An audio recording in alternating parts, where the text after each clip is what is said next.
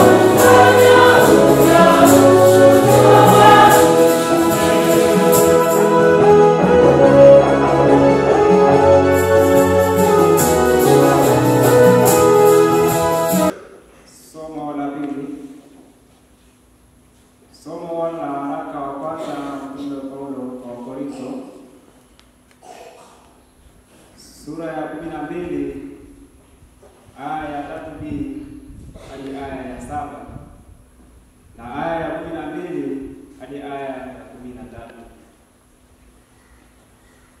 Hawezi mtu kusema Yesu ni Bwana isipokuwa katika Roho Mtakatifu. Basi pana tofauti za karama, bali Roho ni yeye yule.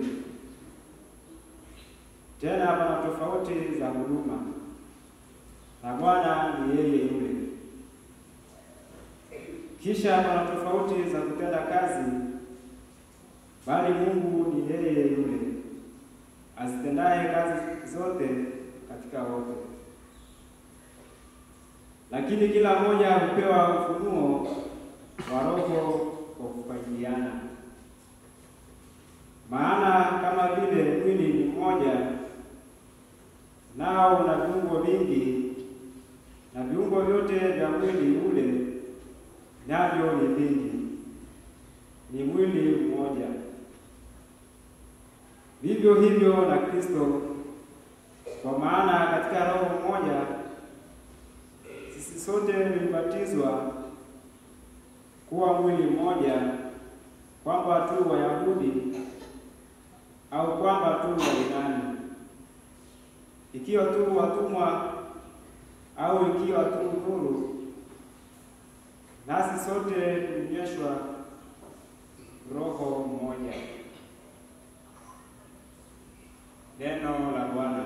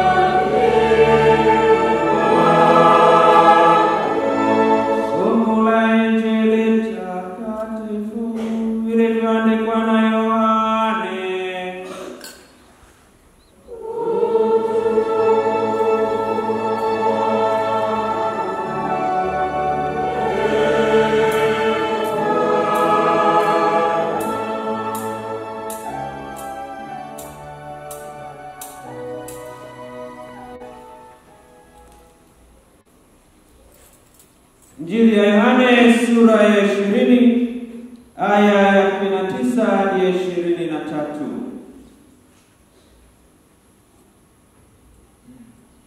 Ikawa jioni siku ile ya kwanza ya juma, pale walipokuwapo wanafunzi, milango imefungwa kwa hofu ya Wayahudi. Akaja Yesu akasimama katikati akawaambia, amani iwe kwenu. Naye akiisha kusema hayo, akawaonesha mikono yake na ubavu wake. Basi wale wanafunzi wakafurahi walipomwona Bwana. Basi Yesu akawaambia tena, amani iwe kwenu. Kama Baba alivyonituma mimi nami nawapeleka ninyi. Naye akiisha kusema hayo, akawavuvia akawaambia, pokeeni Roho Mtakatifu. Wowote mtakaowaondolea dhambi wameondolewa, na wowote mtakaowafungia dhambi wamefungiwa.